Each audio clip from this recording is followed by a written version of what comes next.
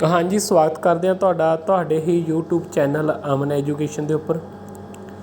सो इस चैनल के उपर आप मास्टर केडर SST लैक्चरर अपना पोलीटिकल साइंस तो होर भी जोड़े कॉम्पीटेटिव एग्जाम ने उन्होंने नाल संबंधित जी तैयारी आप इस चैनल के उपर कर रहे हैं। सो पिछली क्लास के आप भारत की जी राज सभा गी उहदे बारे जी हैगी क्लास वो कंप्लीट की सी। सो उस लड़ी को अगे तोरते हुए अज आप गल कर रहे हैं भारत के राष्ट्रपति के बारे। ठीक है जी, देखो भारत का राष्ट्रपति है जिहड़ा एक बड़ा ही महत्वपूर्ण एक अंग हैगा साडी भारती संसद का।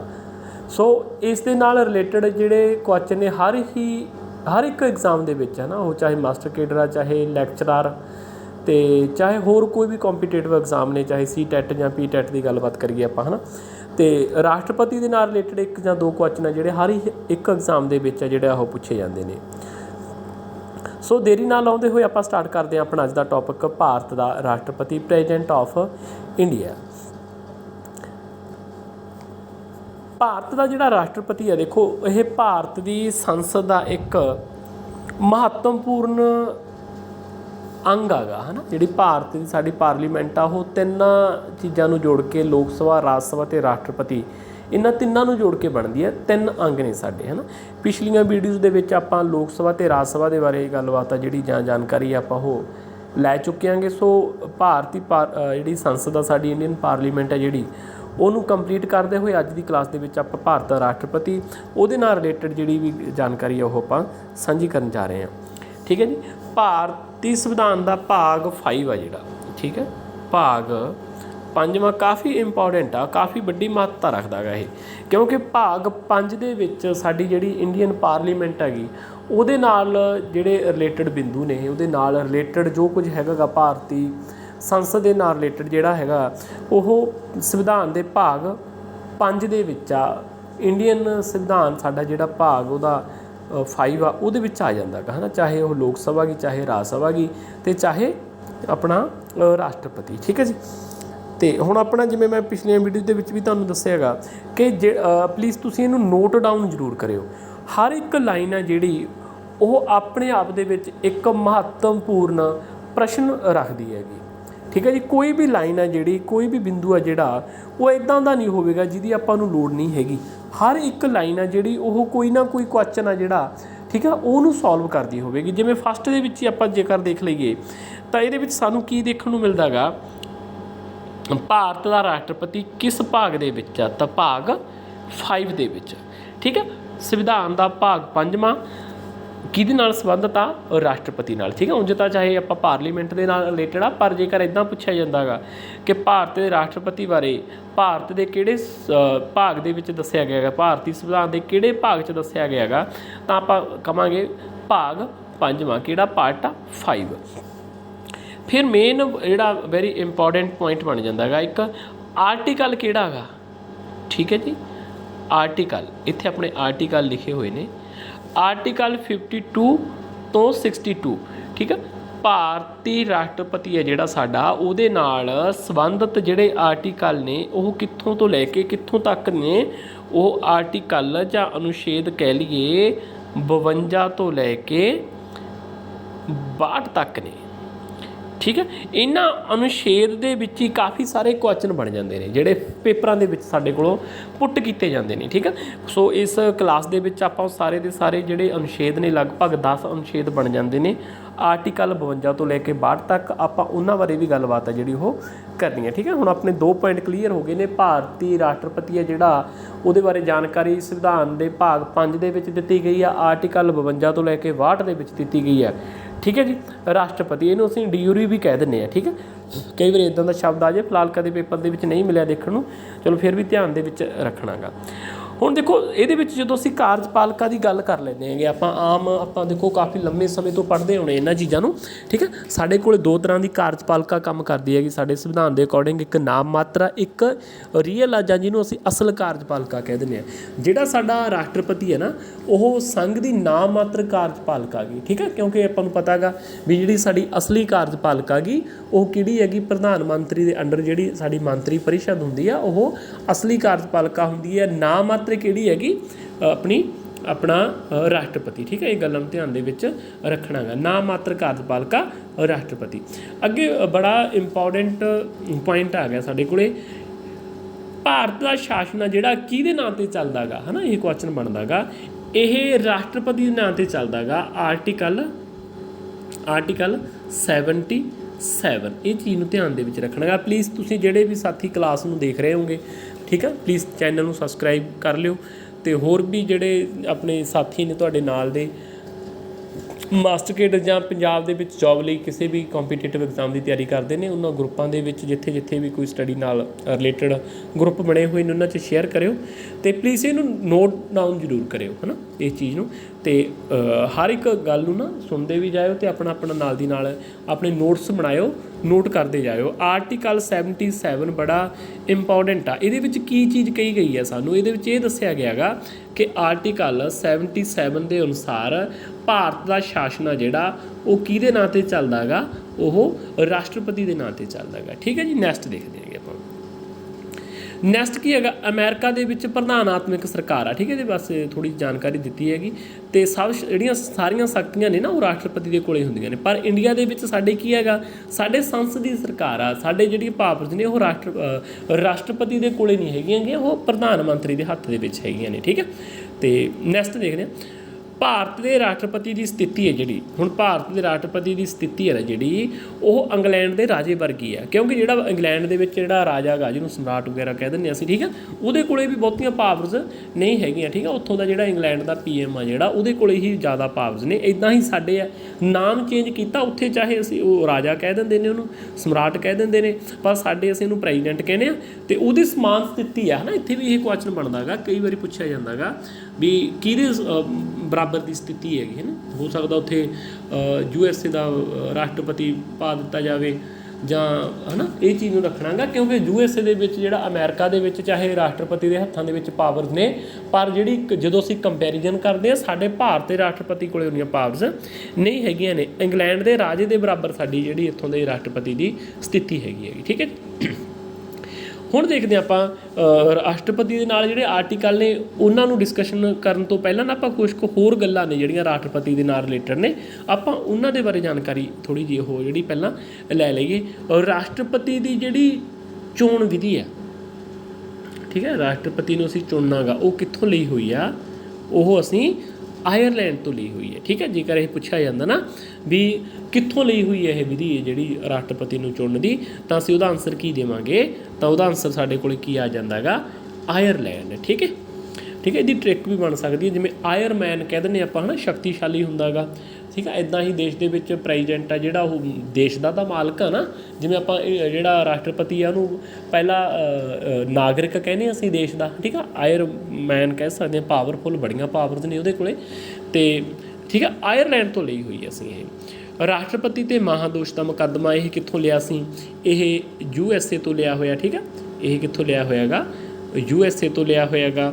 ਰਾਸ਼ਟਰਪਤੀ ਦੀ ਚੋਣ ਵਿਧੀ ਹੈ ਜਿਹੜੀ ਉਹ ਕਿੱਦਾਂ ਗੀ, ਠੀਕ ਹੈ ਜੀ, ਉਹ ਅਸੀਂ ਇਨਡਾਇਰੈਕਟ ਰੂਪ ਦੇ ਵਿੱਚ ਚੁਣਿਆ ਜਾਂਦਾ ਗਾ। ਭਾਰਤ ਦੇ ਲੋਕ ਨਹੀਂ ਉਹਦੇ ਲਈ ਡਾਇਰੈਕਟ ਵੋਟਿੰਗ ਨਹੀਂ ਕਰਦੇ, ਸਾਡੇ ਚੁਣੇ ਹੋਏ ਨੁਮਾਇੰਦੇ ਨੇ ਜਿਹੜੇ ਉਹਨਾਂ ਦੇ ਦੁਆਰਾ ਰਾਸ਼ਟਰਪਤੀ ਦੀ ਜਿਹੜੀ ਚੋਣ ਆ ਉਹ ਕੀਤੀ ਜਾਂਦੀ ਹੈਗੀ, ਠੀਕ ਆ। ਉਹ ਆਪਾਂ ਅੱਗੇ ਗੱਲ ਕਰਾਂਗੇ। ਅੰਤਰਰਾਸ਼ਟਰੀ ਸੰਧੀਆਂ ਨੇ ਜਿਹੜੀਆਂ, ਹੈ ਨਾ, ਉਹ ਅਸੀਂ ਰਾਸ਼ਟਰਪਤੀ ਦੇ ਨਾਂ 'ਤੇ ਕੀਤੀਆਂ ਜਾਂਦੀਆਂ ਨੇ। ਕਿਸੇ ਖੇਤਰ ਨੂੰ ਅਨੁਸੂਚਿਤ ਤੈਅ ਕਰਨ ਦਾ ਅਧਿਕਾਰ, ਵੈਰੀ ਇੰਪੋਰਟੈਂਟ ਹੈ, ਇਹਨੂੰ ਨੋਟ ਕਰਿਓ। ਕਿਸੇ ਵੀ ਖੇਤਰ ਨੂੰ ਅਨੁਸੂਚਿਤ ਖੇਤਰ ਤੈਅ ਕਰਨ ਦਾ ਅਧਿਕਾਰ ਕਿਹਦੇ ਕੋਲੇ ਹੁੰਦਾ ਗਾ, ਠੀਕ ਹੈ। ਇਹ ਯਾਦ ਰੱਖਣਾ ਗਾ, ਦੇਸ਼ ਦੇ ਰਾਸ਼ਟਰਪਤੀ ਦੇ ਕੋਲੇ। ਰਾਸ਼ਟਰਪਤੀ ਭਵਨ ਦਾ ਪੁਰਾਣਾ ਨਾਮ ਕੀ ਸੀਗਾ, ਵਾਇਸਰਾਏ ਹਾਊਸ ਸੀਗਾ ਜੀ ਪੁਰਾਣਾ ਨਾਮ, ਠੀਕ ਹੈ। ਅਤੇ ਹੁਣ ਰਾਸ਼ਟਰਪਤੀ ਭਵਨ ਕਹਿ ਦਿੰਦੇ ਅਸੀਂ ਨਾ, ਪ੍ਰੈਜ਼ੀਡੈਂਟ ਹਾਊਸ ਕਹਿ ਦਿੰਦੇ ਹਾਂ, ਪਰ ਉਹਦਾ ਪੁਰਾਣਾ ਨਾਮ ਕੀ ਸੀਗਾ, ਉਹ ਸੀਗਾ ਵਾਇਸਰਾਏ ਹਾਊਸ। ਰਾਸ਼ਟਰਪਤੀ ਦੀ ਚੋਣ ਲਈ 50 ਮੈਂਬਰ ਉਸ ਨੂੰ ਰਿਕਮੈਂਡ ਕਰਨ ਤੇ 50 ਮੈਂਬਰ ਹੀ ਉਸਦੇ ਹੱਕ ਵਿੱਚ ਹੋਣ। ਠੀਕ ਹੈ, ਕਹਿਣ ਦਾ ਮਤਲਬ ਇੱਥੋਂ ਇਹ ਚੀਜ਼ ਹੋ ਜਾਂਦੀ ਹੈ ਵੀ ਅਸੀਂ ਆਮ ਜਿਹੜੇ ਲੋਕ ਆ ਨਾ ਉਹ ਅਸੀਂ ਮਤਲਬ ਕਿ ਹਰ ਇੱਕ ਵਿਅਕਤੀ ਹੈ ਜਿਹੜਾ ਭਾਰਤ ਦਾ ਉਹ ਰਾਸ਼ਟਰਪਤੀ ਦੀ ਚੋਣ ਨਹੀਂ ਲੜ ਸਕਦਾ। ਸੰਸਦ ਦੇ ਦੋਵੇਂ ਸਦਨਾਂ ਦੇ ਵਿੱਚੋਂ ਕਮ ਸੇ ਕਮ ਜਿਹੜੇ 50 ਮੈਂਬਰ ਨੇ, ਠੀਕ ਹੈ, ਉਹਦੇ ਨਾਮ ਦੀ ਪੁਸ਼ਟੀ ਕਰਨ, ਫਿਰ ਮਤਲਬ ਕਿ ਰਾਸ਼ਟਰਪਤੀ ਦੀ ਚੋਣ ਦੇ ਲਈ ਕੋਈ ਜਿਹੜਾ ਉਮੀਦਵਾਰ ਆ ਉਹ ਆਪਣੀ ਚੋਣ ਆ ਜਿਹੜੀ ਉਹ ਲੜ ਸਕਦਾ ਗਾ। ਠੀਕ ਹੈ ਜੀ, ਨੈਕਸਟ ਦੇਖਦੇ ਹਾਂ ਹੁਣ ਆਪਾਂ ਮੇਨ ਪੁਆਇੰਟ 'ਤੇ ਆਉਣੇ ਹੈਗਾ। ਆਪਾਂ ਇਹਦੇ ਵਿੱਚ ਕੀ ਦਿੱਤਾ ਗਿਆ ਗਾ, ਇਹਦੇ 'ਚ ਨਾ ਸਾਡੇ ਜਿਹੜੇ ਮੇਨ ਆਰਟੀਕਲ ਨੇ ਜਿਹਦੇ ਨਾਲ ਸੰਬੰਧਿਤ ਕੁਐਸਚਨ ਨੇ ਜਿਹੜੇ ਉਹ ਪੇਪਰਾਂ ਦੇ ਵਿੱਚ ਪੁੱਛੇ ਜਾਂਦੇ ਨੇ, ਉਹਨਾਂ ਨੂੰ ਆਪਾਂ ਧਿਆਨ ਦੇ ਵਿੱਚ ਰੱਖ ਕੇ ਜਿਹੜੀ ਕਲਾਸ ਹੈਗੀ ਆਪਾਂ ਉਹ ਅੱਗੇ ਤੋਰਨੀ ਹੈਗੀ।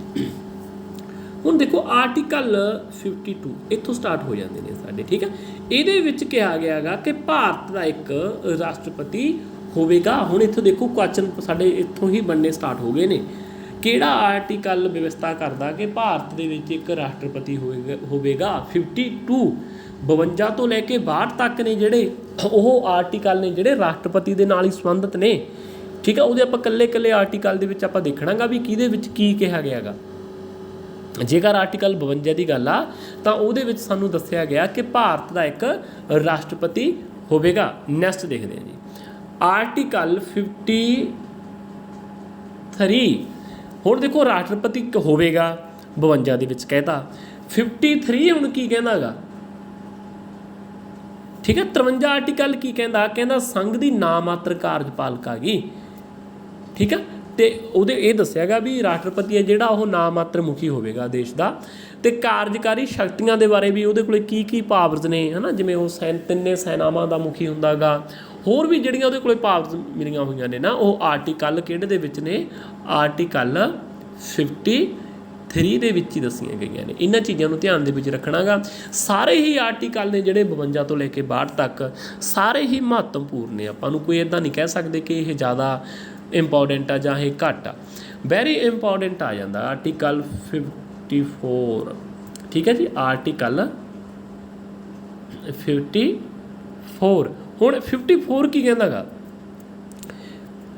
ਰਾਸ਼ਟਰਪਤੀ ਦੀ ਚੋਣ ਬਾਰੇ ਦੱਸਦਾ। ਠੀਕ ਹੈ, ਰਾਸ਼ਟਰਪਤੀ ਦੀ ਚੋਣ ਬਾਰੇ ਕਹਿਣ ਦਾ ਮਤਲਬ ਇਹ ਨਾ ਚੋਣ ਮੰਡਲ ਦਾ ਵਰਣਨ ਕੀਤਾ ਗਿਆ ਗਾ ਵੀ ਰਾਸ਼ਟਰਪਤੀ ਦੀ ਜਦੋਂ ਚੋਣ ਹੁੰਦੀ ਹੈਗੀ ਕਿਹੜੇ ਮੈਂਬਰ ਉਹਦੇ ਵਿੱਚ ਹਿੱਸਾ ਲੈਂਦੇ ਨੇ, ਜਿਵੇਂ ਲੋਕ ਸਭਾ ਦੇ ਮੈਂਬਰ, ਰਾਜ ਸਭਾ ਦੇ ਮੈਂਬਰ। ਠੀਕ ਹੈ ਜੀ, ਸਾਡੀਆਂ ਜਿਹੜੀਆਂ ਰਾਜਾਂ ਦੀਆਂ ਵਿਧਾਨ ਸਭਾਵਾਂ ਨੇ, MLA ਨੇ ਜਿਹੜੇ ਉਹਦੇ ਮੈਂਬਰ। ਠੀਕ ਹੈ, ਇਹ 3 ਤਰ੍ਹਾਂ ਦੇ ਮਤਲਬ ਕਿ ਮੈਂਬਰ ਨੇ ਜਿਹੜੇ ਉਹ ਰਾਸ਼ਟਰਪਤੀ ਦੀ ਚੋਣ ਦਾ ਹਿੱਸਾ ਬਣਦੇ ਨੇ। ਉਹ ਚੋਣ ਮੰਡਲ ਕਹਿ ਦਿੰਦੇ ਆ, ਮਤਲਬ ਕਿ ਕਿਸੇ ਚੀਜ਼ ਦੀ ਚੋਣ ਕਰਨ ਵਾਲਾ ਹੁੰਦਾ ਜਿਹਨੂੰ ਆਪਾਂ ਚੋਣ ਮੰਡਲ ਕਹਿੰਦੇ ਆ। ਜਿਹੜਾ ਚੋਣ ਮੰਡਲ ਆ ਉਹਦਾ ਵਰਣਨ ਕਿਹਦੇ ਵਿੱਚ ਆ? ਆਰਟੀਕਲ 54 ਦੇ ਵਿੱਚ ਦਿੱਤਾ ਗਿਆ ਗਾ। ਨੈਕਸਟ ਸਾਡੇ ਕੋਲ ਆਉਂਦਾ ਗਾ ਆਰਟੀਕਲ 55। ਠੀਕ ਹੈ, ਹੁਣ ਇਹਦੇ ਵਿੱਚ ਨਾ ਚੋਣ ਦਾ ਤਰੀਕਾ ਹੈਗਾ ਵੀ ਜਿਹੜੇ ਹੁਣ ਦੇਖੋ ਆਪਾਂ ਗੱਲ ਤਾਂ ਇਹ ਕਰ ਲਈ ਵੀ ਚੋਣ ਮੰਡਲ ਬਾਰੇ ਤਾਂ ਸਾਨੂੰ 54 ਦੇ ਵਿੱਚ ਦੱਸਤਾ ਵੀ ਆਹ ਮੈਂਬਰ ਹੈ ਜਿਹੜੇ ਰਾਸ਼ਟਰਪਤੀ ਦੀ ਚੋਣ ਦੇ ਵਿੱਚ ਹਿੱਸਾ ਲੈਣਗੇ। ਪਰ ਹੁਣ ਆਰਟੀਕਲ ਜਿਹੜਾ 55 ਆ ਜਾਂਦਾ ਇਹਦੇ ਵਿੱਚ ਕੀ ਕਿਹਾ ਗਿਆ? ਇਹਦੇ ਵਿੱਚ ਚੋਣ ਦਾ ਤਰੀਕਾ ਦੱਸਿਆ ਗਿਆ ਹੈਗਾ ਵੀ ਰਾਸ਼ਟਰਪਤੀ ਨੂੰ ਕਿਵੇਂ ਚੁਣਿਆ ਜਾਊਗਾ। ਠੀਕ ਹੈ, MLA ਆ ਜਿਹੜਾ ਜਾਂ ਰਾਜ ਸਭਾ ਦਾ ਮੈਂਬਰ ਆ ਜਾਂ ਲੋਕ ਸਭਾ ਦੇ ਮੈਂਬਰ ਨੇ ਉਹਨਾਂ ਦੀ ਵੋਟਿੰਗ ਆ ਜਿਹੜੀ ਉਹ ਕਿਹੜੇ ਢੰਗ ਨਾਲ ਪੈਣੀ ਆ, ਕਿਵੇਂ ਕੋਈ ਮਤਲਬ ਕਿ ਸਾਰਾ ਮੈਥਡ ਦੱਸਿਆ ਗਿਆ ਗਾ। ਠੀਕ ਹੈ, ਇਹ ਚੀਜ਼ ਦਾ ਜਿਹੜਾ ਧਿਆਨ ਰੱਖਣਾ ਗਾ। 54 ਦੇ ਵਿੱਚ ਰਾਸ਼ਟਰਪਤੀ ਦੀ ਚੋਣ ਮੰਡਲ ਦਾ ਵਰਣਨ ਆ ਅਤੇ ਚੋਣ ਦਾ ਤਰੀਕਾ ਗਾ ਜਿਹੜਾ ਉਹ ਕਿੱਧਰ ਆ? 55 ਦੇ ਵਿੱਚ। ਇਹ ਚੀਜ਼ ਨੂੰ ਆਪਾਂ ਧਿਆਨ ਦੇ ਵਿੱਚ ਰੱਖਣਾ ਗਾ। ਆਰਟੀਕਲ 56। ਆਰਟੀਕਲ 56 ਇਹਦੇ ਵਿੱਚ ਕੀ ਹੈਗਾ? ਰਾਸ਼ਟਰਪਤੀ ਦਾ ਕਾਰਜਕਾਲ ਮੀਨਜ਼ ਕਿ ਜਿਹੜਾ ਰਾਸ਼ਟਰਪਤੀ ਆ ਉਹ ਕਿੰਨਾ ਟਾਈਮ ਆ ਜਿਹੜਾ ਆਪਣੇ ਮਤਲਬ ਕਿ ਅਹੁਦੇ 'ਤੇ ਉਹਨੇ ਵਿਰਾਜਮਾਨ ਰਹਿਣਾ ਗਾ। ਇਹ ਕਿਹੜੇ ਆਰਟੀਕਲ ਦੇ ਵਿੱਚ ਦੱਸਿਆ ਗਿਆ ਗਾ? ਆਰਟੀਕਲ 56। ਜਿਹੜਾ ਆਰਟੀਕਲ 56 ਆ ਇਹ ਰਾਸ਼ਟਰਪਤੀ ਦੇ ਕਾਰਜਕਾਲ ਨਾਲ ਸੰਬੰਧਿਤ ਆ। ਇਹਦੇ ਵਿੱਚ ਇਹ ਦੱਸਿਆ ਗਿਆ ਗਾ ਕਿ ਜਿਹੜਾ ਰਾਸ਼ਟਰਪਤੀ ਹੈ ਨਾ ਆਪਣਾ ਅਸਤੀਫਾ ਕਿਹਨੂੰ ਦਿੰਦਾ ਗਾ? ਉਪ ਰਾਸ਼ਟਰਪਤੀ ਨੂੰ ਦਿੰਦਾ ਗਾ। ਨੈਕਸਟ ਦੇਖਦੇ ਹਾਂ ਜੀ ਆਰਟੀਕਲ 57 ਪੁਨਰ ਚੋਣ, ਦੁਬਾਰਾ ਚੋਣ। ਇਹਦਾ ਮਤਲਬ ਪੁਨਰ ਚੋਣ ਦਾ ਮਤਲਬ ਇਹ ਬਣ ਗਿਆ ਵੀ ਇੱਕ ਜਿਹੜਾ ਰਾਸ਼ਟਰਪਤੀ ਆ ਸੰਵਿਧਾਨ ਦੇ ਵਿੱਚ ਸਾਡੇ ਇਹ ਕਿਤੇ ਨਹੀਂ ਲਿਖਿਆ ਗਿਆ ਵੀ ਇੱਕ ਉਮੀਦਵਾਰ ਆ ਜਿਹੜਾ ਵੀ ਵੱਧ ਤੋਂ ਵੱਧ ਕਿੰਨੇ ਵਾਰੀ ਰਾਸ਼ਟਰਪਤੀ ਬਣ ਸਕਦਾ। ਉਹਦੇ ਲਈ ਮਤਲਬ ਕਿ ਜਿੰਨਾ ਇਹਦੇ ਲਈ ਸਾਡੇ ਕੋਈ ਰੋਕ ਨਹੀਂ ਹੈਗੀ। ਠੀਕ ਹੈ, ਇਹ ਆਰਟੀਕਲ 57 ਦੇ ਵਿੱਚ मतलब कि दस्सिया गया गा भी एक राष्ट्रपति है जिहड़ा वो नैक्सट भी एक बारी राष्ट्रपति बनया वो जो नैक्सट इलैक्शन होणगे तो उदों भी चोण लड़ सकदा गा। ठीक है, यह 57 जिहड़ा आर्टिकल आ उहदे विच दस्सिया गया गा। वैरी इंपॉर्टेंट आर्टिकल 58 ਇਹਦੇ ਵਿੱਚ मतलब कि ਜਿਹੜੀਆਂ ਰਾਸ਼ਟਰਪਤੀ ਦਾ ਉਮੀਦਵਾਰ ਹੋਊਗਾ, ठीक है, ਉਹਦੀਆਂ ਜਿਹੜੀਆਂ ਯੋਗਤਾਵਾਂ ਨੇ ਨਾ ਉਹਦਾ ਵਰਣਨ ਕੀਤਾ ਗਿਆ ਗਾ ਵੀ ਕੀ मतलब कि ਉਹਨੂੰ ਯੋਗਤਾਵਾਂ ਉਹ ਸ਼ਰਤਾਂ ਜਿਹੜੀਆਂ ਉਹ ਪੂਰੀਆਂ ਕਰਦਾ ਹੋਵੇਗਾ। ठीक है, ਆਰਟੀਕਲ ਕਿਹੜਾ ਗਾ ਸਾਡਾ 58। ਆਰਟੀਕਲ 59 ਉਹਦੇ ਵਿੱਚ ਕੀ ਦਿੱਤਾ ਗਿਆ ਹੈਗਾ, ਉਹਦੇ 'ਚ ਦੱਸਿਆ ਗਿਆ ਹੈਗਾ ਕਿ ਜਿਵੇਂ ਨਾ ਆਪਾਂ ਯੋਗਤਾਵਾਂ ਬਾਰੇ ਥੋੜ੍ਹੀ ਜਿਹੀ ਡਿਸਕਸ਼ਨ ਕਰ ਲਈਏ। ਮੈਂ ਪਿਛਲੀਆਂ ਵੀਡੀਓ ਦੇ ਵਿੱਚ ਵੀ ਦੱਸਿਆ ਗਿਆ ਕਿ ਲਗਭਗ ਜਿਹੜਾ ਏਜ ਦਾ ਇਫੈਕਟ ਆ, ਏਜ ਵਾਲੀ ਸ਼ਰਤ ਹੈ ਜਿਹੜੀ ਉਹਦੇ ਵਿੱਚ ਸਾਡੇ ਫਰਕ ਹੈਗਾ ਗਾ, ਬਾਕੀ ਲਗਭਗ ਸੇਮ ਨੇ। ਜਿਵੇਂ ਭਾਰਤ ਦਾ ਨਾਗਰਿਕ ਹੋਵੇ, ਕਿਸੇ ਲਾਭਦਾਇਕ ਅਹੁਦੇ 'ਤੇ ਨਾ ਹੋਵੇ, ਉਹ ਪਾਗਲ ਜਾਂ ਦਿਵਾਲੀਆ ਨਾ ਹੋਵੇ, ਇੱਦਾਂ ਦੀਆਂ ਸ਼ਰਤਾਂ ਨੇ ਨਾ ਜਿਹੜੀਆਂ ਇਹ ਕਾਮਨ ਨੇ, ਬਰਾਬਰ ਨੇ ਸਾਰਿਆਂ ਲਈ। ਲੋਕ ਸਭਾ ਲਈ, ਰਾਜ ਸਭਾ ਲਈ, ਰਾਜ ਵਿਧਾਨ ਸਭਾਵਾਂ ਦੇ ਲਈ, ਰਾਜ ਵਿਧਾਨ ਪਰਿਸ਼ਦ ਲਈ ਸੇਮ ਨੇ। ਪਰ ਜਿਹੜਾ ਏਜ ਆ, ਏਜ ਵਾਲਾ ਇਫੈਕਟ ਆ ਜਿਹੜਾ ਉਹ ਵੱਖਰਾ ਵੱਖਰਾ ਹੈਗਾ। ਠੀਕ ਹੈ, ਜਿਵੇਂ ਲੋਕ ਸਭਾ ਲਈ 25 ਸਾਲ, ਰਾਜ ਸਭਾ ਲਈ 30 ਸਾਲ, ਜਦੋਂ ਪ੍ਰੈਜ਼ੀਡੈਂਟ ਦੀ ਗੱਲ ਕਰਦੇ ਹਾਂ ਤਾਂ ਉਹਦੇ ਲਈ 35। ਠੀਕ ਹੈ, ਇਹ ਯੋਗਤਾਵਾਂ ਦੇ ਵਿੱਚ ਆ ਜਾਂਦਾ। ਆਪਾਂ ਪੁਆਇੰਟ ਇੱਥੇ ਹੈ ਜਿਹੜਾ ਉਹ ਆਪਾਂ ਕਲੀਅਰ ਕਰ ਲਿਆ। ਠੀਕ ਹੈ, ਇਹਦੇ ਨਾਲ ਰਿਲੇਟਡ ਬੜਾ ਇਹ ਹਰ ਵਾਰ ਪੇਪਰ 'ਚ ਪੁੱਛਿਆ ਜਾਂਦਾ ਕਿ ਰਾਸ਼ਟਰਪਤੀ ਦੇ ਲਈ, ਰਾਸ਼ਟਰਪਤੀ ਬਣਨ ਦੇ ਲਈ ਕਿੰਨੀ ਉਮਰ ਹੋਣੀ ਚਾਹੀਦੀ ਹੈ। ਠੀਕ ਹੈ, ਇਹ ਯਾਦ ਰੱਖਣਾ ਗਾ 35 ਈਅਰਸ ਓਲਡ, 35 ਸਾਲ ਦੀ ਉਮਰ ਹੋਣੀ ਚਾਹੀਦੀ ਹੈ। ਕਿਹੜੇ ਆਰਟੀਕਲ ਦੇ ਵਿੱਚ ਦੱਸਿਆ ਗਿਆ ਗਾ ਇਹ, ਜਿੱਥੇ ਯੋਗਤਾਵਾਂ ਨੇ ਕਿਹੜੇ ਆਰਟੀਕਲ 'ਚ 58 'ਚ। 59 ਨੰਬਰ ਆਰਟੀਕਲ ਕੀ ਕਹਿੰਦਾ ਗਾ, ਉਹਦੇ ਵਿੱਚ ਤਨਖਾਹ, ਭੱਤੇ, ਰਾਸ਼ਟਰਪਤੀ ਹੈ ਨਾ ਭਵਨ, ਠੀਕ ਹੈ, ਉਹਦੇ ਬਾਰੇ ਗੱਲਬਾਤ ਹੈ ਜਿਹੜੀ ਉਹ ਕੀਤੀ ਗਈ ਹੈ। ਇਹਦੇ ਵਿੱਚ ਪੇ ਬਾਰੇ ਵੀ ਦੱਸਿਆ ਗਿਆ ਗਾ, ਤਨਖਾਹ ਦੀ ਗੱਲ ਕੀਤੀ ਹੈ। ਜਿਵੇਂ ਆਪਾਂ ਠੀਕ ਹੈ, ਵਰਤਮਾਨ ਸਮੇਂ ਜਿਹੜਾ ਰਾਸ਼ਟਰਪਤੀ ਆ ਉਹਦੀ ਜਿਹੜੀ ਪਰ ਮੰਥ ਪੇ ਹੈ ਨਾ ਜਿਹੜੀ, ਠੀਕ ਹੈ, ਉਹ ਕਿੰਨੀ ਹੈਗੀ 5 ਲੱਖ। ਠੀਕ ਹੈ, 5 ਲੱਖ ਰੁਪਇਆ ਉਹਦੀ ਤਨਖਾਹ ਗਈ। ਠੀਕ ਹੈ ਜੀ, ਅਤੇ 30 ਲੱਖ ਰੁਪਇਆ ਸਾਲਾਨਾ ਪੈਨਸ਼ਨ ਹੈ ਜਿਹੜੀ, 1 ਸਾਲ ਦੀ ਸਾਲਾਨਾ ਪੈਨਸ਼ਨ ਹੈ ਜਿਹੜੀ ਉਹ ਦਿੱਤੀ ਗਈ ਹੈਗੀ। ਠੀਕ ਹੈ, ਅਤੇ ਹੋਰ ਇਹਦੇ ਇਲਾਵਾ ਜਿਹੜੀਆਂ ਕੋਈ ਰਿਹਾਇਸ਼ ਵਾਸਤੇ ਹੋਰ ਜਿਹੜੀਆਂ ਕੋਈ ਮੈਡੀਕਲ ਸਹੂਲਤਾਂ ਵਗੈਰਾ ਉਹ ਐਕਸਟਰਾ ਹੋਣਗੀਆਂ। ਠੀਕ ਹੈ, 5 ਲੱਖ ਰੁਪਇਆ ਪ੍ਰਤੀ ਮਹੀਨਾ ਅਤੇ 30 ਲੱਖ ਰੁਪਇਆ ਸਾਲਾਨਾ ਉਹਦੀ ਰਿਟਾਇਰ ਹੋਣ ਤੋਂ ਬਾਅਦ ਜਿਹੜੀ ਹੈਗੀ ਪੈਨਸ਼ਨ ਹੈ ਜਿਹੜੀ ਉਹ ਰਾਸ਼ਟਰਪਤੀ ਨੂੰ ਦਿੱਤੀ ਜਾਂਦੀ ਹੈ। ਆਰਟੀਕਲ 60 ਇਹਦੇ ਵਿੱਚ ਸਹੁੰ ਦੀ ਗੱਲ ਕੀਤੀ ਗਈ ਆ।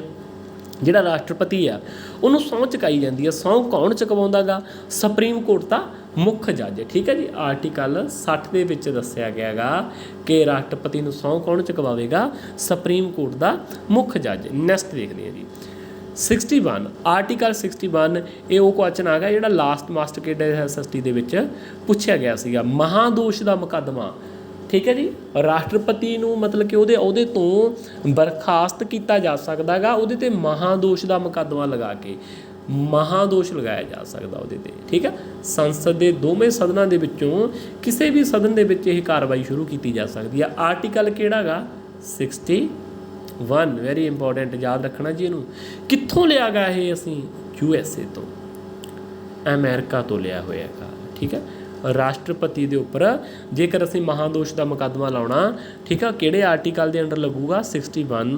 ਅਤੇ ਲਿਆ ਕਿਤੋਂ, ਅਸੀਂ ਕਿਹੜੇ ਦੇਸ਼ ਤੋਂ ਗ੍ਰਹਿਣ ਕੀਤਾ ਗਾ, USA ਤੋਂ ਕੀਤਾ ਜੀ। 62 ਠੀਕ ਹੈ, ਲਾਸਟ ਆਰਟੀਕਲ ਆ ਇਹ ਰਾਸ਼ਟਰਪਤੀ ਦੇ ਨਾਲ ਸੰਬੰਧਿਤ। ਰਾਸ਼ਟਰਪਤੀ ਦਾ ਅਹੁਦਾ ਟਾਈਮ 'ਤੇ ਭਰਨ ਲਈ, ਕਹਿਣ ਦਾ ਮਤਲਬ ਕੀ ਹੈ ਕਿ 6 ਮਹੀਨੇ ਦੇ ਅੰਦਰ ਅੰਦਰ ਰਾਸ਼ਟਰਪਤੀ ਦਾ ਜਿਹੜਾ ਅਹੁਦਾ ਗਾ ਉਹ ਕੰਪਲੀਟ ਕਰਨਾ ਹੁੰਦਾ ਗਾ, ਉਹਨੂੰ ਭਰਨਾ ਹੁੰਦਾ ਗਾ। ਠੀਕ ਹੈ ਜੀ, ਰਾਸ਼ਟਰਪਤੀ ਦਾ ਅਹੁਦਾ ਟਾਈਮ 'ਤੇ ਭਰਨ ਲਈ ਇਹ ਕਿਹੜਾ ਆਰਟੀਕਲ ਕਹਿੰਦਾ ਗਾ, ਆਰਟੀਕਲ 62। ਠੀਕ ਹੈ, ਉਸ ਤੋਂ ਬਾਅਦ ਮੈਂ ਕੁਝ ਕੁ ਹੋਰ ਆਰਟੀਕਲ ਆ ਜਿਹੜੇ ਮੈਂ ਉਹ ਨੋਟ ਕੀਤੇ ਨੇ ਜਿਹੜੇ ਰਾਸ਼ਟਰਪਤੀ ਦੇ ਨਾਲ ਹੀ ਰਿਲੇਟਡ ਬਣ ਜਾਂਦੇ ਨੇ। ਅਤੇ ਜਿਵੇਂ ਨਾ ਆਰਟੀਕਲ ਇੱਥੋਂ ਸਕਿਪ ਮਿਸ ਹੋ ਗਿਆ ਇੱਕ ਆਰਟੀਕਲ ਨਾ 70। ਆਰਟੀਕਲ 70 ਦੇ ਵਿੱਚ ਕੀ ਹੈਗਾ, ਰਾਸ਼ਟਰਪਤੀ ਦੀ ਗੈਰ ਹਾਜ਼ਰੀ ਦੇ ਵਿੱਚ ਉਪ ਰਾਸ਼ਟਰਪਤੀ ਕੰਮ ਕਰੇਗਾ ਅਤੇ ਉਪ ਰਾਸ਼ਟਰਪਤੀ ਦੀ ਗੈਰ ਹਾਜ਼ਰੀ ਦੇ ਵਿੱਚ ਸੁਪਰੀਮ ਕੋਰਟ ਦਾ ਜਿਹੜਾ ਮੁੱਖ ਜੱਜ ਆ ਨਾ ਉਹ ਅਹੁਦੇ ਨੂੰ ਸੰਭਾਲਦਾ ਗਾ, ਹੈ ਨਾ। ਉਹ ਆਪਾਂ ਨੈਕਸਟ ਦੇਖਾਂਗੇ ਵੀ ਇੱਦਾਂ ਸਾਡੇ ਹੋਇਆ ਕਦੇ। ਪਿਛਲੀ ਵਾਰ ਸਾਨੂੰ ਮਾਸਟਰ ਕੈਡਰ SST ਦੇ ਵਿੱਚ ਕੁਐਸਚਨ ਆ ਜਿਹੜਾ ਉਹ ਪੁੱਛਿਆ ਗਿਆ ਸੀ। ਆਰਟੀਕਲ 70 ਦੇ ਅਨੁਸਾਰ ਸੁਪਰੀਮ ਕੋਰਟ ਦਾ ਜਿਹੜਾ ਮੁੱਖ ਜੱਜ ਆ, ਠੀਕ ਆ, ਉਹ ਰਾਸ਼ਟਰਪਤੀ ਦਾ ਅਹੁਦਾ ਸੰਭਾਲਦਾ ਗਾ। ਕਦੋਂ, ਜੇਕਰ ਰਾਸ਼ਟਰਪਤੀ ਵੀ ਗੈਰ ਹਾਜ਼ਰ ਆ ਅਤੇ ਉਸ ਤੋਂ ਬਾਅਦ ਜਿਹੜਾ ਉਪ ਰਾਸ਼ਟਰਪਤੀ ਆ ਸਾਡਾ ਉਹ ਵੀ ਕਿਸੇ ਕਾਰਨ ਗੈਰ ਹਾਜ਼ਰ ਆ, ਤਾਂ ਫਿਰ ਸੁਪਰੀਮ ਕੋਰਟ ਦਾ ਜਿਹੜਾ ਮੁੱਖ ਜੱਜ ਆ ਨਾ ਉਹ ਅਹੁਦੇ ਨੂੰ ਸੰਭਾਲਦਾ ਗਾ ਆਰਟੀਕਲ 70 ਦੇ ਅਧੀਨ।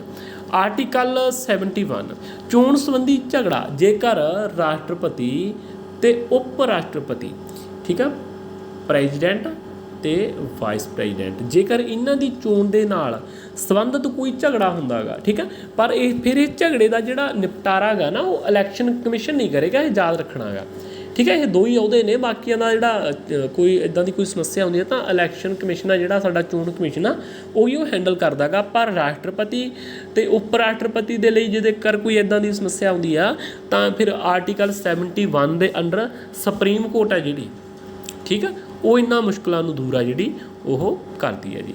ਨੈਕਸਟ ਸਾਡੇ ਕੋਲ ਹੈਗਾ ਗਾ ਆਰਟੀਕਲ 72, ਠੀਕ ਹੈ। ਇਹ ਵੈਸੇ ਸ਼ਕਤੀਆਂ ਦੇ ਵਿੱਚ ਵੀ ਆਪਾਂ ਪੜ੍ਹ ਸਕਦੇ ਸੀ, ਪਾਵਰਸ ਦੇ ਵਿੱਚ ਵੀ, ਪਰ ਮੈਂ ਇੱਥੇ ਹੀ ਨੋਟ ਕਰ ਲਏ ਸੀ, ਤੁਸੀਂ ਵੀ ਇੱਦਾਂ ਹੀ ਨੋਟ ਕਰ ਲੈਣਾ। ਆਰਟੀਕਲ 72 ਵੈਰੀ ਇੰਪੋਰਟੈਂਟ ਆ। ਇਹਦੇ ਵਿੱਚ ਰਾਸ਼ਟਰਪਤੀ ਆ ਜਿਹੜਾ, ਠੀਕ ਆ, ਉਹ ਕਿਸੇ ਨਾ ਕਿਸੇ ਮਤਲਬ ਕਿ ਜਿਹੜਾ ਕੋਈ ਮੁਜਰਮ ਹੁੰਦਾ ਨਾ, ਜਿਹੜਾ ਕੋਈ ਸਜ਼ਾ ਭੁਗਤ ਰਿਹਾ ਗਾ ਅਤੇ ਉਹਦੀ ਸਜ਼ਾ ਮਾਫੀ ਦਾ ਅਧਿਕਾਰ ਆ ਜਿਹੜਾ ਉਹ ਮਤਲਬ ਕਿ ਰਾਸ਼ਟਰਪਤੀ ਕੋਲੇ ਹੁੰਦਾ ਗਾ। ਕਿਹੜੇ ਆਰਟੀਕਲ ਦੇ ਅਧੀਨ? ਆਰਟੀਕਲ 72 ਦੇ ਅੰਡਰ। ਨੈਕਸਟ ਦੇਖਦੇ ਹਾਂ ਜੀ ਆਪਾਂ ਹੁਣ ਪਦਵੀ ਖਾਲੀ ਹੋਣ 'ਤੇ, ਜਿਵੇਂ ਆਪਾਂ ਪਹਿਲਾਂ ਗੱਲ ਕਰ ਚੁੱਕੇ ਹੈਗੇ ਵੀ ਜੇਕਰ ਉਹ ਪਦਵੀ ਖਾਲੀ ਹੁੰਦੀ ਹੈਗੀ ਰਾਸ਼ਟਰਪਤੀ ਦੀ ਤਾਂ ਫਿਰ ਉਹਨੂੰ ਕੌਣ ਸੰਭਾਲੂਗਾ? ਕੌਣ ਸੰਭਾਲੂਗਾ ਜੀ, ਕੌਣ ਸੰਭਾਲੂਗਾ ਉਹਨੂੰ? ਆਪਾਂ ਧਿਆਨ 'ਚ ਰੱਖਣਾ ਇਸ ਚੀਜ਼ ਨੂੰ। ਫਿਰ ਉਹਨੂੰ ਉਪ ਰਾਸ਼ਟਰਪਤੀ ਸੰਭਾਲ ਲੈਂਦਾ ਗਾ, ਠੀਕ ਹੈ। ਜੇਕਰ ਉਪ ਰਾਸ਼ਟਰਪਤੀ ਨਹੀਂ ਹੈਗਾ ਗਾ ਫਿਰ ਮੁੱਖ ਜੱਜ ਆ ਜਿਹੜਾ ਸੁਪਰੀਮ ਕੋਰਟ ਦਾ ਆਰਟੀਕਲ 70 ਦੇ ਅਧੀਨ ਸੰਭਾਲੂਗਾ। ਉਦਾਹਰਨ ਵਜੋਂ ਦੇਖੋ ਸਾਡੇ ਦੇਸ਼ ਦੇ ਵਿੱਚ ਅਜਿਹਾ ਵਾਪਰਿਆ ਹੈਗਾ, ਸਾਡੇ ਜਿਹੜੇ ਤੀਸਰੇ ਰਾਸ਼ਟਰਪਤੀ ਸੀ ਨਾ ਜ਼ਾਕਿਰ ਹੁਸੈਨ, ਠੀਕ ਹੈ ਜੀ, ਜ਼ਾਕਿਰ ਹੁਸੈਨ, ਇਹਨੂੰ ਯਾਦ ਰੱਖਣਾ ਇਹਨਾਂ ਚੀਜ਼ਾਂ ਨੂੰ ਤੁਸੀਂ, ਜ਼ਾਕਿਰ ਹੁਸੈਨ, ਠੀਕ ਹੈ, ਉਹਨਾਂ ਦੀ ਡੈਥ ਹੋ ਜਾਂਦੀ ਹੈਗੀ, ਹੈ ਨਾ। ਇਹ ਨਾ ਪਹਿਲੇ ਮੁਸਲਿਮ ਜਿਹੜੇ ਰਾਸ਼ਟਰਪਤੀ ਸੀਗੇ, ਅਹੁਦੇ ਦੇ ਦੌਰਾਨ ਮੌਤ ਇਹਨਾਂ ਦੀ ਹੋ ਜਾਂਦੀ ਹੈਗੀ, ਠੀਕ ਹੈ। ਇੱਥੇ ਕੁਐਸਚਨ ਵੀ ਆਪਣੇ ਬਣ ਜਾਂਦੇ ਨੇ ਕਿ ਪਹਿਲੇ ਮੁਸਲਿਮ ਰਾਸ਼ਟਰਪਤੀ ਕੌਣ ਨੇ? ਜ਼ਾਕਿਰ ਹੁਸੈਨ ਨੇ। ਅਹੁਦੇ ਦੇ ਦੌਰਾਨ ਮੌਤ ਹੋਣ ਵਾਲੇ ਰਾਸ਼ਟਰਪਤੀ ਕੌਣ ਨੇ? ਉਹ ਵੀ ਜ਼ਾਕਿਰ ਹੁਸੈਨ ਨੇ।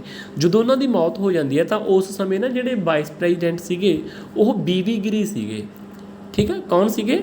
ਬੀਵੀ ਗਿਰੀ ਸੀਗੇ, ਠੀਕ ਹੈ, ਬੀਵੀ ਗਿਰੀ, ਅਤੇ ਉਹਨਾਂ ਨੇ ਉਹਦਾ ਸੰਭਾਲਿਆ। ਪਰ ਬੀਵੀ ਗਿਰੀ ਨੇ ਫਿਰ ਕੀ ਕੀਤਾ? ਬੀਵੀ ਗਿਰੀ ਨੇ ਇਲੈਕਸ਼ਨ, ਕਿਉਂਕਿ ਹੁਣ ਰਾਸ਼ਟਰਪਤੀ ਦੀ ਤਾਂ ਚੋਣ ਹੋਣੀ ਸੀ ਨਾ, ਫਿਰ ਬੀਵੀ ਗਿਰੀ ਨੇ ਮਤਲਬ ਕਿ ਕੀ ਸੀਗਾ, ਉਹਨਾਂ ਨੇ ਰਾਸ਼ਟਰਪਤੀ ਦੀ ਚੋਣ ਲੜਨੀ ਸੀ, ਫਿਰ ਉਹਨਾਂ ਨੇ ਕੀ ਕੀਤਾ ਨਾ, ਅਸਤੀਫਾ ਦੇਤਾ ਸੀਗਾ, ਹੈ ਨਾ, ਰਿਜ਼ਾਈਨ ਦੇਤਾ ਸੀ ਆਪਣੇ ਅਹੁਦੇ ਤੋਂ, ਉਹਨਾਂ ਨੇ ਨਾ ਅਸਤੀਫਾ ਦੇਤਾ। ਫਿਰ ਇਹਦਾ ਮਤਲਬ ਕੀ ਹੋ ਗਿਆ ਵੀ ਰਾਸ਼ਟਰਪਤੀ ਵੀ ਆਪਣੇ ਅਹੁਦੇ 'ਤੇ ਨਹੀਂ ਹੈਗਾ, ਉਪ ਰਾਸ਼ਟਰਪਤੀ ਨੇ ਥੋੜ੍ਹੇ ਸਮੇਂ ਲਈ ਅਹੁਦਾ ਸੰਭਾਲਿਆ, ਉਹ ਵੀ ਨਹੀਂ ਆਪਣੇ ਅਹੁਦੇ 'ਤੇ ਹੈਗੇ। ਫਿਰ ਉਸ ਸਮੇਂ ਹਦਾਇਤੁੱਲਾ, ਠੀਕ ਹੈ ਜੀ, ਹਦਾਇਤੁੱਲਾ ਸੁਪਰੀਮ ਕੋਰਟ ਦੇ ਮੁੱਖ ਜੱਜ ਸੀ ਨਾ ਜਿਹੜੇ, ਉਹਨਾਂ ਨੇ ਮਤਲਬ ਕਿ ਫਿਰ ਜਿਹੜਾ ਇਹ ਅਹੁਦਾ ਗਾ ਉਹ ਸੰਭਾਲਿਆ ਸੀਗਾ, ਠੀਕ ਹੈ। ਇਹਨੂੰ ਧਿਆਨ ਦੇ ਵਿੱਚ ਰੱਖਣਾ ਗਾ।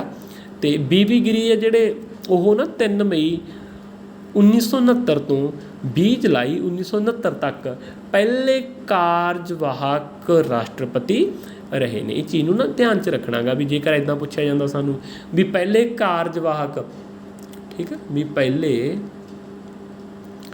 ਕਾਰਜਵਾਹਕ ਰਾਸ਼ਟਰਪਤੀ ਕੌਣ ਸੀ ਤਾਂ ਆਪਾਂ ਕੀ ਕਹਾਂਗੇ? ਬੀਵੀ ਗਿਰੀ।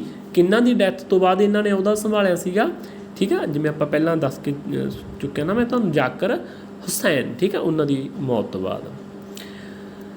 ਫਿਰ ਜਦੋਂ ਇਹ ਆਪਾਂ ਪਹਿਲਾਂ ਗੱਲ ਕਰ ਲਈ ਵੀ ਬੀਬੀ ਗਿਰੀ ਵੀ ਜਦੋਂ ਅਹੁਦੇ ਤੋਂ ਅਸਤੀਫਾ ਦੇ ਦਿੰਦੇ ਨੇ ਤਾਂ ਫਿਰ ਮੁਹੰਮਦ ਹਦਾਇਤੁੱਲਾ 20 ਜੁਲਾਈ 1969 ਤੋਂ ਲੈ ਕੇ 24 ਅਗਸਤ 1969 ਤੱਕ ਉਹ ਆਪਣੇ ਫਿਰ ਇਸ ਅਹੁਦੇ ਨੂੰ ਸੰਭਾਲਦੇ ਨੇ, ਠੀਕ ਹੈ ਜੀ। ਨੋਟ ਡਾਊਨ ਕਰਿਓ ਪਲੀਜ਼ ਇਹਨਾਂ ਚੀਜ਼ਾਂ ਨੂੰ। ਦੂਜਾ ਕਾਰਜਵਾਹਕ ਰਾਸ਼ਟਰਪਤੀ BD ਜੱਤੀ। ਹੁਣ ਦੂਜੇ ਨੇ ਜਿਹੜੇ ਨਾ ਉਹ ਕੌਣ ਸੀਗੇ? BD ਜੱਤੀ, ਠੀਕ ਹੈ। ਇਹ 11 ਫਰਵਰੀ 1977 ਤੋਂ ਲੈ ਕੇ 25 ਜੁਲਾਈ 1977 ਤੱਕ ਫਖਰੁਦੀਨ ਜਿਹੜੇ ਮਤਲਬ ਕਿ ਸਾਡੇ ਰਾਸ਼ਟਰਪਤੀ ਰਹੇ ਨੇ ਨਾ, ਠੀਕ ਹੈ, ਫਖਰੁਦੀਨ ਅਲੀ ਅਹਿਮਦ ਨੇ ਸ਼ਾਇਦ ਨਾਮ ਉਹਨਾਂ ਦਾ, ਅਤੇ ਉਹਨਾਂ ਦੀ ਮੌਤ ਤੋਂ ਬਾਅਦ ਫਿਰ ਇਹਨਾਂ ਨੇ ਅਹੁਦਾ ਜਿਹੜਾ ਉਹ ਸੰਭਾਲਿਆ ਸੀਗਾ, ਠੀਕ ਹੈ ਜੀ।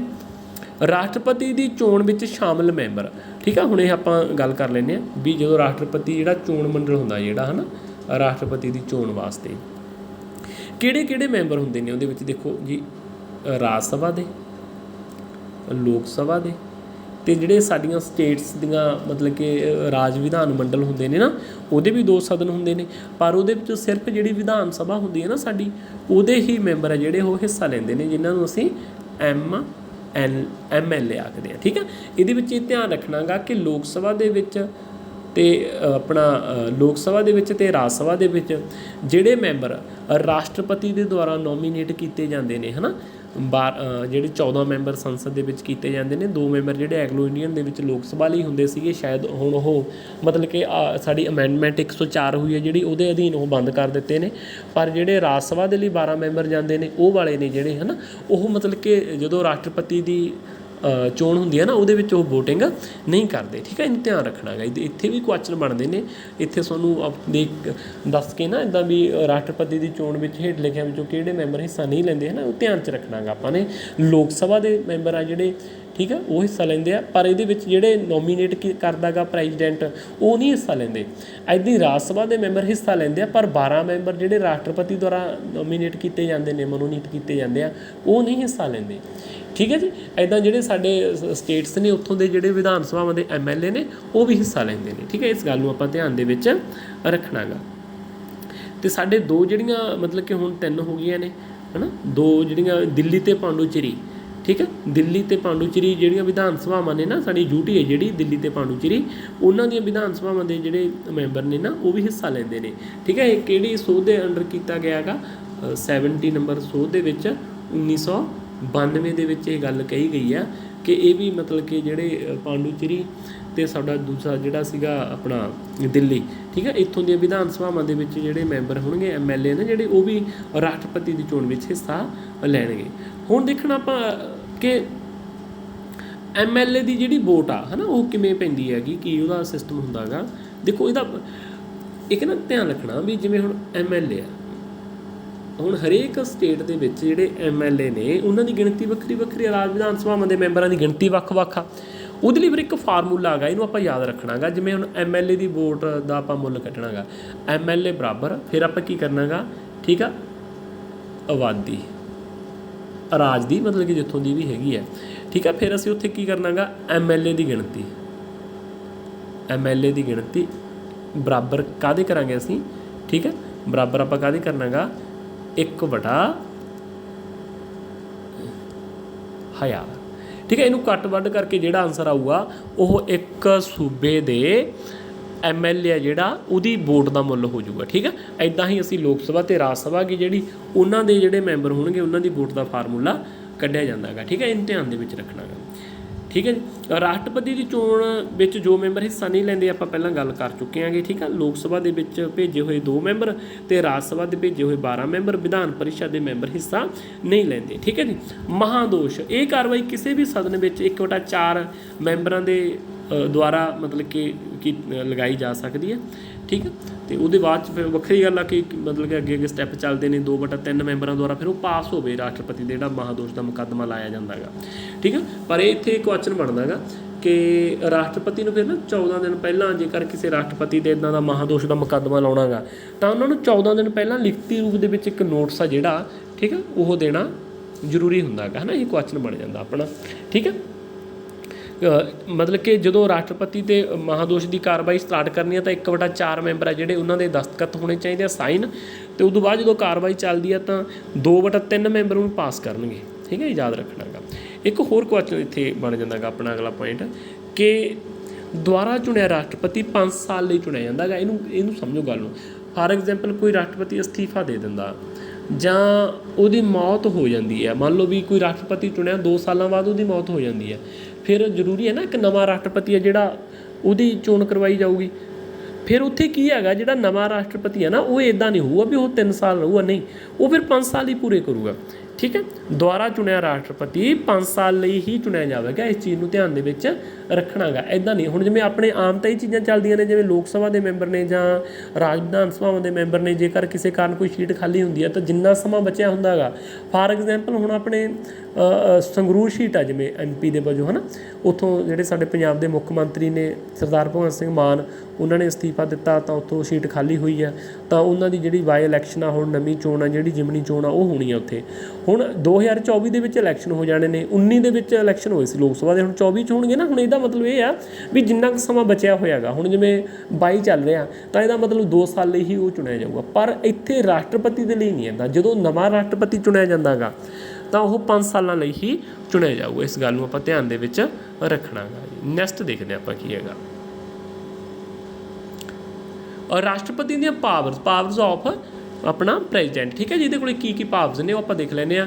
ਪ੍ਰਧਾਨ ਮੰਤਰੀ ਤੇ ਮੰਤਰੀ ਮੰਡਲ ਦੀ ਨਿਯੁਕਤੀ ਕਰਦਾ ਗਾ, ਠੀਕ ਹੈ। ਔਰ ਰਾਸ਼ਟਰਪਤੀ ਦੇ ਕੋਲ ਪਾਵਰ ਆ ਕਿ ਪ੍ਰਧਾਨ ਮੰਤਰੀ ਦੀ ਨਿਯੁਕਤੀ ਉਹ ਕਰਦਾ ਗਾ ਲੋਕ ਸਭਾ ਦੇ ਇਲੈਕਸ਼ਨਾਂ ਤੋਂ ਬਾਅਦ ਜਿਹੜੀ ਪਾਰਟੀ ਬਹੁਮਤ ਦੇ ਵਿੱਚ ਆਉਂਦੀ ਹੈ ਅਤੇ ਉਸ ਪਾਰਟੀ ਦਾ ਜਿਹੜਾ ਮੁਖੀਆ ਗਾ, ਨੇਤਾ ਗਾ, ਉਹਨੂੰ ਉਹ ਪ੍ਰਧਾਨ ਮੰਤਰੀ ਚੁਣ ਲੈਂਦਾ ਗਾ ਅਤੇ ਉਹਦੀ ਰਾਏ ਦੇ ਨਾਲ ਦੂਜੇ ਮੰਤਰੀ ਜਿਹੜੇ ਉਹਨਾਂ ਦੀ ਚੋਣ ਕੀਤੀ ਜਾਂਦੀ ਹੈ। ਵੈਰੀ ਇੰਪੋਰਟੈਂਟ ਹੈ, ਇਸ ਚੀਜ਼ ਨੂੰ ਧਿਆਨ ਦੇ ਵਿੱਚ ਰੱਖਣਾ ਗਾ।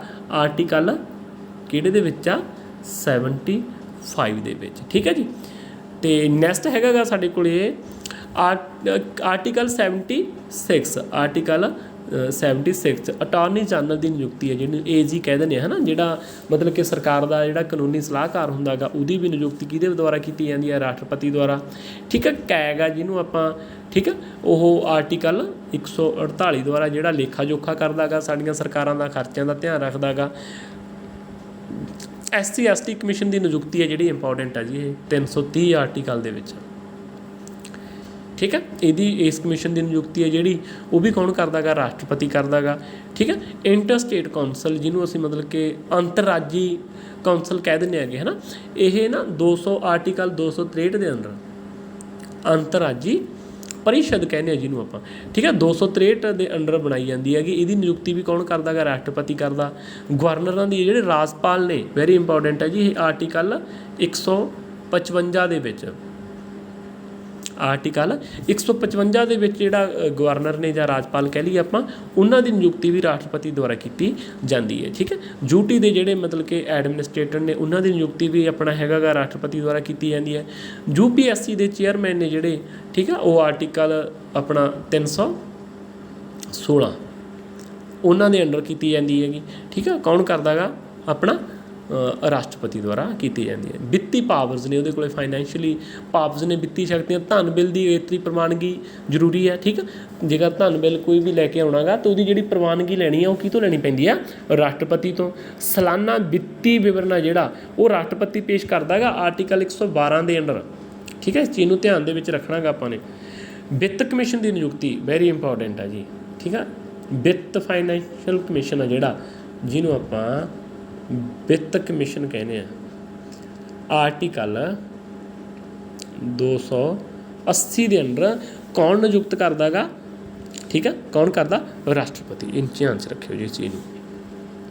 ਨਿਆਇਕ ਸ਼ਕਤੀਆਂ, ਸੁਪਰੀਮ ਕੋਰਟ ਤੋਂ ਸਲਾਹ ਲੈ ਲੈਂਦਾ ਗਾ ਰਾਸ਼ਟਰਪਤੀ, ਜੇਕਰ ਉਹਨੂੰ ਲੱਗੇ ਨਾ ਕਿਸੇ ਮੈਟਰ 'ਤੇ, ਕਿਸੇ ਮਾਮਲੇ 'ਤੇ ਉਹਨੇ ਕੋਈ ਸਲਾਹ ਮਸ਼ਵਰਾ, ਕੋਈ ਰਾਏ ਲੈਣੀ ਆ, ਤਾਂ ਉਹਦੇ ਕੋਲ ਆਰਟੀਕਲ 143, ਠੀਕ ਹੈ, ਇੰਪੋਰਟੈਂਟ ਹੈ ਵੀ, ਇਹ ਯਾਦ ਰੱਖਣਾ, ਇਹ ਵੀ ਕਾਫੀ ਇੰਪੋਰਟੈਂਟ ਹੈ। ਇਹ ਆਰਟੀਕਲ 143, ਇਸ ਦੇ ਵਿੱਚ ਕੀ ਦੱਸਿਆ ਗਿਆ ਹੈਗਾ ਕਿ ਰਾਸ਼ਟਰਪਤੀ ਨੂੰ ਜੇਕਰ ਕਿਸੇ ਕਾਨੂੰਨੀ ਵਿਸ਼ੇ 'ਤੇ, ਕਿਸੇ ਵੀ ਮੈਟਰ 'ਤੇ ਕੋਈ ਸਲਾਹ ਦੀ ਲੋੜ ਆ ਤਾਂ ਉਹ ਆਰਟੀਕਲ 143 ਦੇ ਅੰਡਰ ਲੈਂਦਾ ਹੈਗਾ। ਇਹ ਯਾਦ ਰੱਖਣਾ ਗਾ। ਦੇਖੋ ਕਿ ਜਿਹੜਾ ਆਪਾਂ ਨਾ ਉੱਪਰ ਪੜ੍ਹਿਆ ਸੀ ਨਾ ਆਪਾਂ, ਅਟਾਰਨੀ ਜਨਰਲ ਪੜ੍ਹਿਆ ਹੈਗਾ ਆਰਟੀਕਲ 76 ਦੇ ਅੰਡਰ, ਉਹ ਲੈ ਕੇ ਦਿੰਦਾ ਸਲਾਹ, ਡਾਇਰੈਕਟ ਨਹੀਂ ਹੁੰਦਾ ਵੀ ਰਾਸ਼ਟਰਪਤੀ ਆਪਦੀ ਮਰਜ਼ੀ ਨਾਲ ਸੁਪਰੀਮ ਕੋਰਟ ਦੇ ਜੱਜ ਨੂੰ ਕਹਿੰਦਾ ਮੈਨੂੰ ਇਸ ਮੈਟਰ 'ਤੇ ਸਲਾਹ ਦਿਓ, ਕਿਉਂਕਿ ਜਿਹੜਾ ਕਾਨੂੰਨੀ ਸਲਾਹਕਾਰ ਆ ਭਾਰਤ ਸਰਕਾਰ ਦਾ, ਠੀਕ ਹੈ, ਉਹ ਅਟਾਰਨੀ ਜਨਰਲ ਹੀ ਹੁੰਦਾ ਨਾ। ਇਹਦਾ ਮਤਲਬ ਫਿਰ ਜਦੋਂ ਕਾਨੂੰਨੀ ਸਲਾਹ ਕੋਈ ਵੀ ਰਾਏ ਮਸ਼ਵਰਾ ਕਰਨਾ ਗਾ ਤਾਂ ਅਟਾਰਨੀ ਜਨਰਲ ਦੇ ਥਰੂ ਹੋਵੇਗਾ।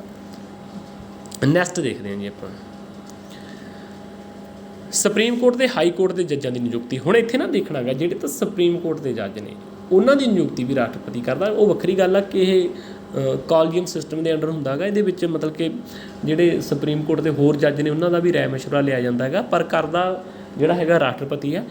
ਆਰਟੀਕਲ 124। ਅਤੇ ਜਿਹੜੇ ਹਾਈ ਕੋਰਟ ਦੇ ਨੇ, ਠੀਕ ਆ, ਜਿਹੜੇ ਹਾਈ ਕੋਰਟ ਦੇ ਜੱਜ ਨੇ ਨਾ, 2 ਹਾਈ ਕੋਰਟ ਦੇ ਜੱਜ, ਆਰਟੀਕਲ 217 ਦੇ ਅੰਡਰ, ਠੀਕ ਹੈ, ਇਹ ਰਾਸ਼ਟਰਪਤੀ ਦੇ ਦੁਆਰਾ ਹੀ ਨਿਯੁਕਤੀ ਕੀਤੀ ਜਾਂਦੀ ਹੈ, ਚਾਹੇ ਸੁਪਰੀਮ ਕੋਰਟ ਦੇ ਜੱਜ ਹੋਣ ਅਤੇ ਚਾਹੇ ਹਾਈ ਕੋਰਟ ਦੇ ਜੱਜ ਹੋਣ। ਇਹਨਾਂ ਗੱਲਾਂ ਨੂੰ ਆਪਾਂ ਧਿਆਨ ਦੇ ਵਿੱਚ ਰੱਖਣਾ ਗਾ, ਠੀਕ ਹੈ। ਅਤੇ ਸਜ਼ਾ ਮਾਫੀ ਦੀ ਸ਼ਕਤੀ ਆਪਾਂ ਨਿਆਇਕ ਸ਼ਕਤੀਆਂ ਦੇ ਵਿੱਚ ਆ ਜਾਂਦੀ ਹੈ, ਉਹਨਾਂ ਦੀ ਆਪਾਂ ਪੜ੍ਹ ਚੁੱਕੇ ਹਾਂ, 72 ਦੇ ਵਿੱਚ ਆ। ਅਤੇ ਨੈਕਸਟ ਦੇਖਦੇ ਹਾਂ ਜੀ ਆਪਾਂ, ਠੀਕ ਹੈ।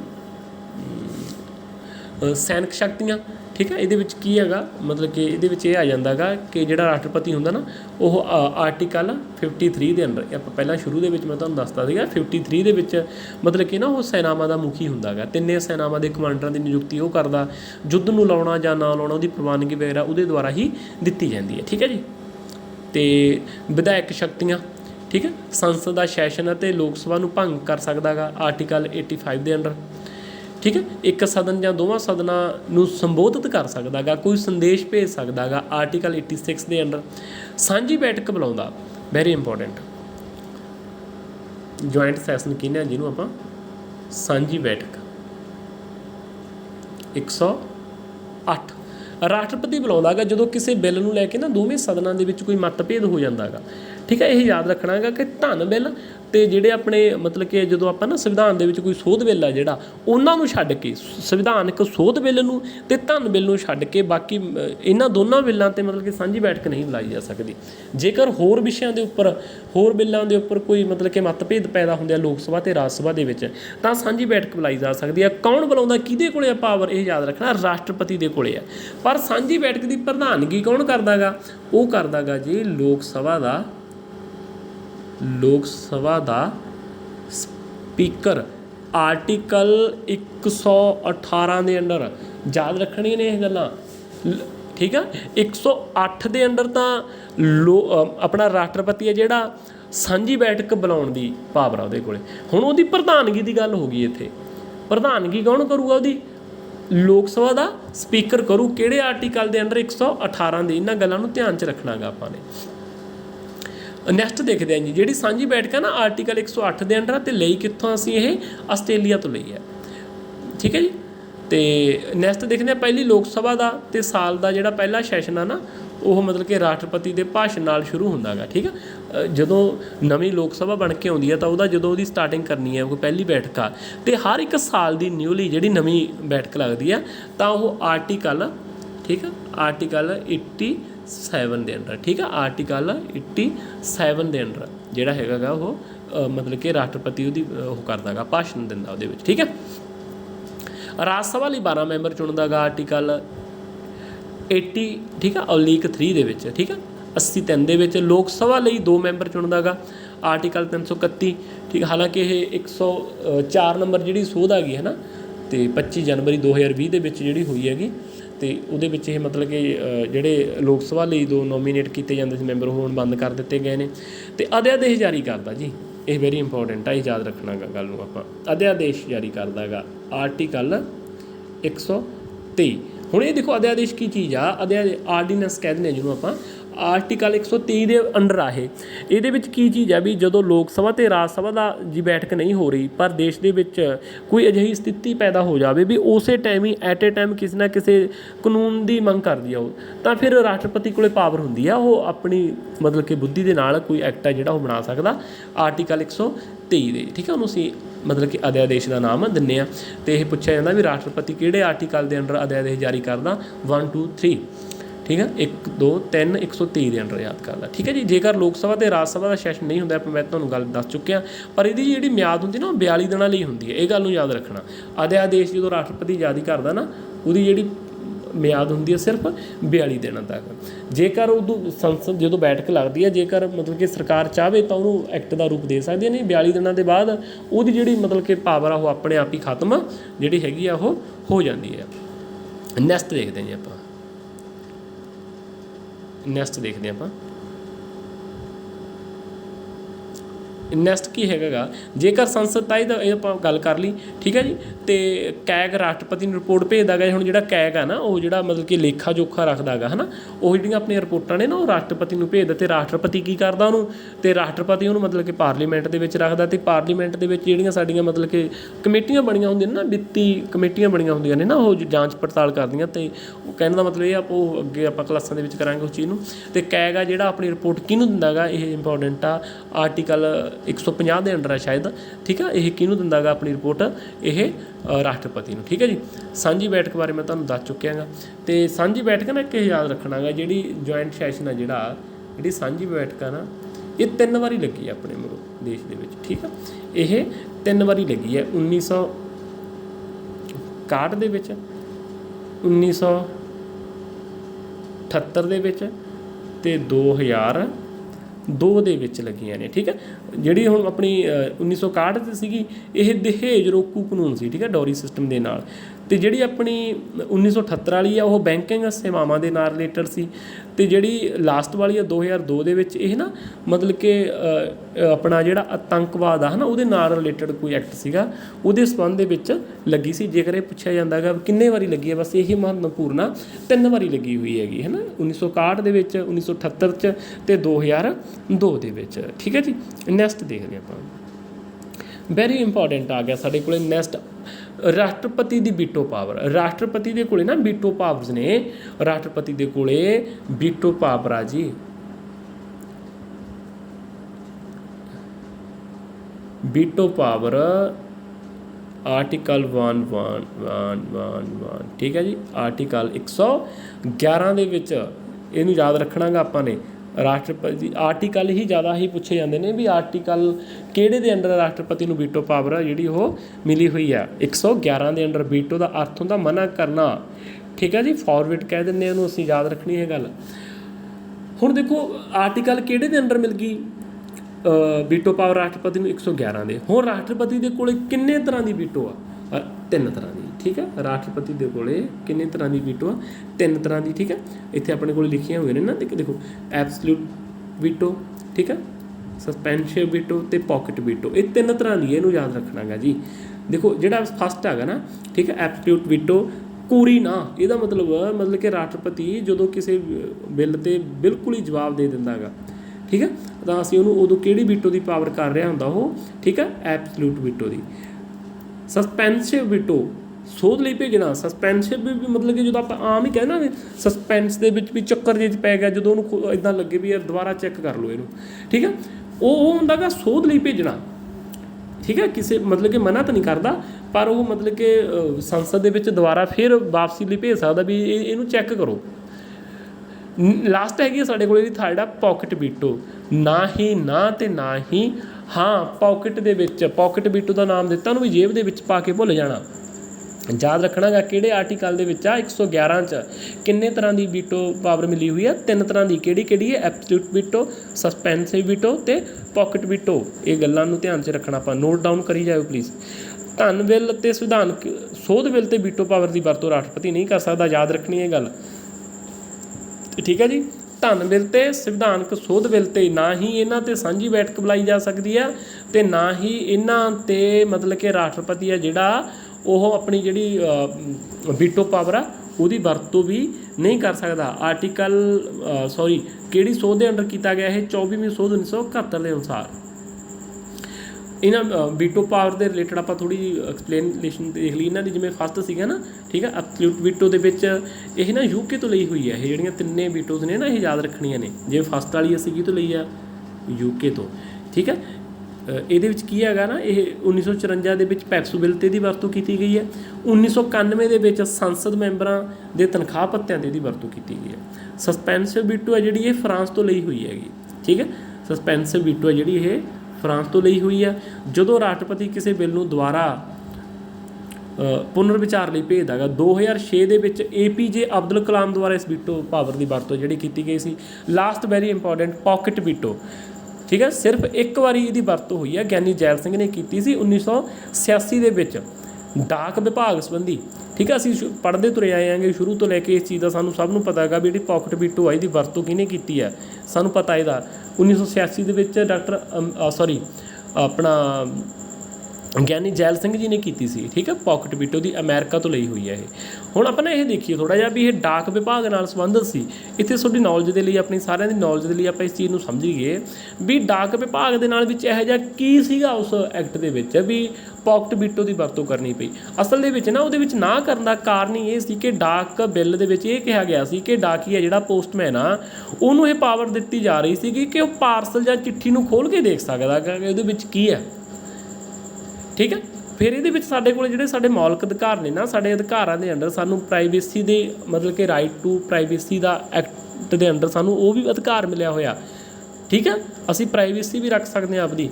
ਤਾਂ ਫਿਰ ਇੱਥੇ ਗਿਆਨੀ ਜੈਲ ਸਿੰਘ ਨੇ ਸੋਚਿਆ ਵੀ ਇੱਥੇ ਭਾਰਤ ਦੇ ਲੋਕ ਨੇ ਜਿਹੜੇ ਉਹਨਾਂ ਦੇ ਇਸ ਅਧਿਕਾਰ ਦੀ ਉਲੰਘਣਾ ਗੀ ਜਿਹੜੀ ਉਹ ਹੋਵੇਗੀ। ਠੀਕ ਹੈ, ਫਿਰ ਉਹਨਾਂ ਨੇ ਮਤਲਬ ਕਿ ਇੱਥੇ ਜਿਹੜੀ ਪੋਕਟ ਵੀਟੋ ਆ ਉਹਦੀ ਵਰਤੋਂ ਕੀਤੀ ਸੀਗੀ। ਠੀਕ ਹੈ ਜੀ, ਸੋ ਇਹ ਸੀਗੀ ਆਪਣੀ ਅੱਜ ਦੀ ਕਲਾਸ ਭਾਰਤ ਦੇ ਰਾਸ਼ਟਰਪਤੀ, ਅਤੇ ਹੋਰ ਵੀ ਕਾਫੀ ਕੁਛ ਆ ਜਿਹੜਾ ਰਾਸ਼ਟਰਪਤੀ ਨਾਲ ਰਿਲੇਟਡ ਬਾਕੀ ਬਚਿਆ ਹੋਇਆ ਹੈਗਾ।